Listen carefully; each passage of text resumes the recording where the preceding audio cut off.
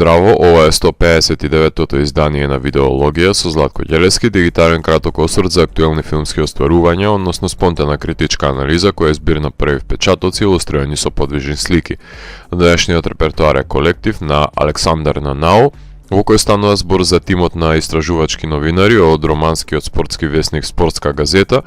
кои што се обидува да обелодени мноштво на измами во здравствениот систем, зад кои стојат могули и политичари кои се виновници за смртта на стотици невини жители. Замислете дека се подготвувате да одите на метал свирка на романскиот металкор бенд Goodbye to Gravity во ноќниот клуб колектив во Букурешт во 2015 година, со надеж дека ќе се забавувате за време на нивниот концерт. Меѓутоа, избива пламен од пиротехниката на конструкцијата на бината кој се шири насекаде, од кој умираат 27 мина, а 180 остануваат повредени.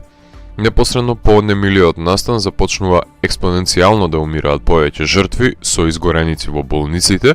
37 пациенти кои немале животозагрозувачки рани кога биле примени во болниците.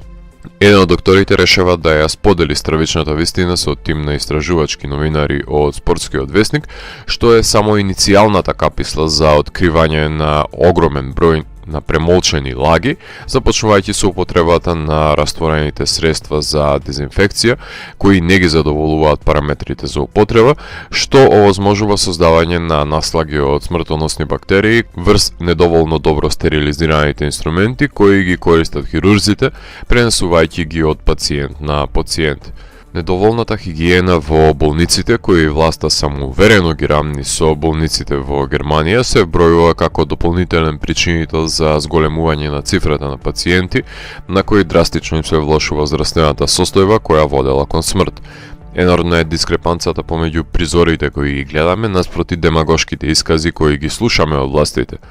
Како есенцијален доказ за оваа конклузија е грозоморното видео во кое на жив пациент можеме да забележиме создавање на црви зад неговото уво, што се должи за негрижата за неговата рана од страна на медицинскиот персонал.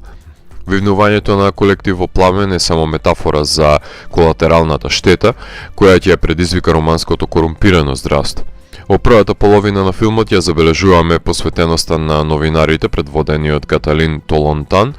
да противречат на невистините кои ги споделува министерот за здравство, да дојдат до сознанија кои ќе ја приложат алармантната ситуација во која се наоѓа романското здравство, не подлегнувајќи на многобројните притисоци за нивно замолчување, вршејќи си својата должност налик репортерите на фикциониот Spotlight. Во втората половина, предводникот на делото станува друг субјект, односно новоназначениот млад министер за здравство Влад Војчулеско, кој со сета своја моќ која ја добива на позицијата, се обидува да наметне реформи во корумпираниот систем, меѓутоа и покрај неговата правичност и добронамерност, тој се соочува со гигантни препреки, кои дополнително го потврдуваат сомнежот дека трулежот започнува од негрижата на медицинските сестри преку мито за докторите, до малверзациите на менаџерите и нивната набавка на разредени лекови, кои никогаш не ни смееле да се најдат на пазарот. Ако ова не се флоскули на дисфункционално здравство, тогаш не знам што е.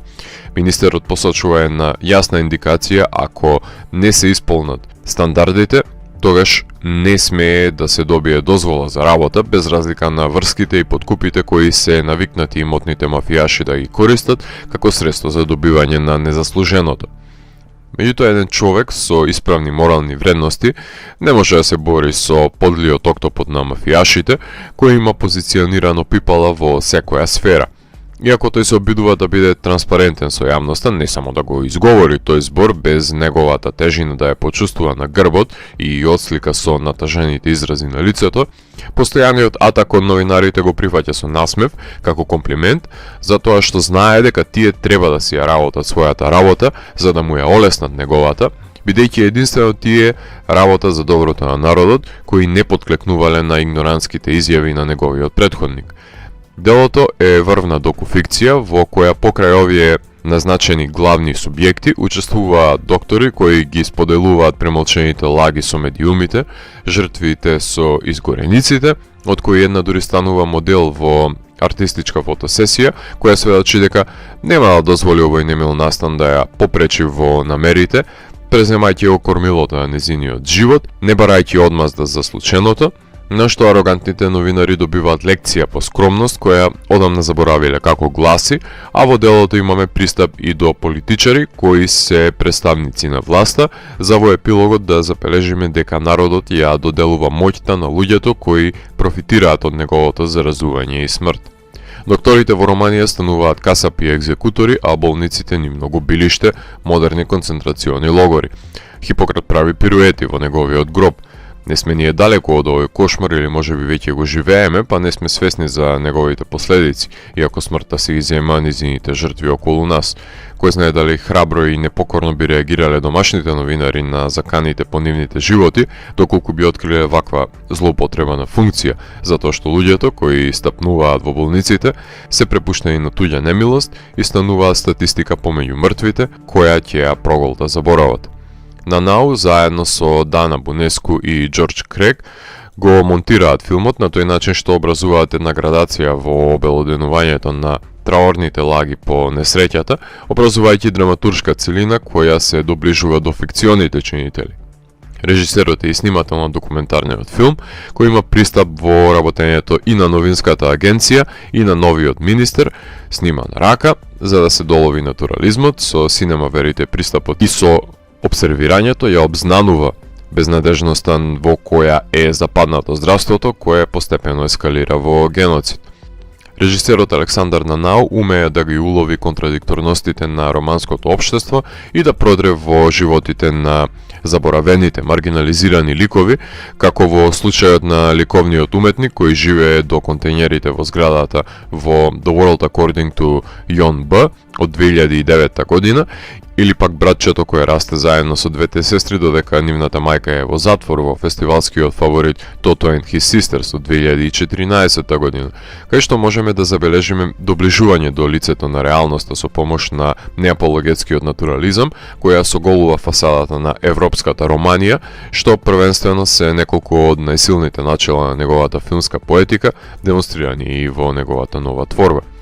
Филмот ја имаше својата премиера на Венецискиот филмски фестивал во 2019 година, па играше на ТИФ во Канада, потоа во Цирих, Минск, Корк, Гетеборг, Самденс, Солун, Луксембург, Софија, Докавив, Москва, Доквил, Загреб Докс и многу други филмски фестивали, на кои се закити со бројни награди, вклучувајќи го и заслужениот Европски Оскар за најдобар документарен филм.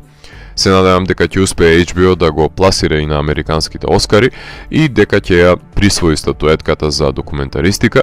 или и оваа година ќе бидеме сведоци како продукцијата на Обама се закитува со Оскар за нивниот подеднакво невпечатлив Крип Камп, како и минатогодишниот победник кој незаслужено ја доби статуетката. Некој мора да го скрши овај неправеден наратив, се надевам дека колектив ќе има таа можност оваа година. Единствена маана на филмот е тоа што не трае уште неколку часови, за да може да се стават на виделина останатите малверзации на корумпираните политичари. На крајот на дидактичкиот тунел не се крие светлина на надеж, туку светло од надоаѓачкиот воз на агонијата. Кога новинарите ќе поткликнат на авторитетите ќе ги злоупотребат граѓаните. Ова е суровата вистина која ја споделува новинарот кој се бори за обелоденување на вистината, изјава дадена за време на едно телевизиско интервју, овозможувајќи им на гледачите да бидат сведоци на трагедијата која дозволи власта во Романија да се случи затоа што е водена од профитерство, алчност и опортунизам, богатејќи се од смртта на невините жители кои им возвраќаат со нивен повторен избор. Бескомпромисен филм кој остава горчина во грлото по неговото гледање, болка за која ниту еден романски доктор не го поседува лекот. Ако морам да го евалуирам, тогаш колектив од мене има 4,5 од 5. Доколку ви се допадна 159-тото издание на дигиталната архива Видеологија, лајкувајте го видеото, споделете го и следете го каналот. Посегнете и поснатите рецензии на виртуелната полица. Ви благодарам за вниманието. Поздрав!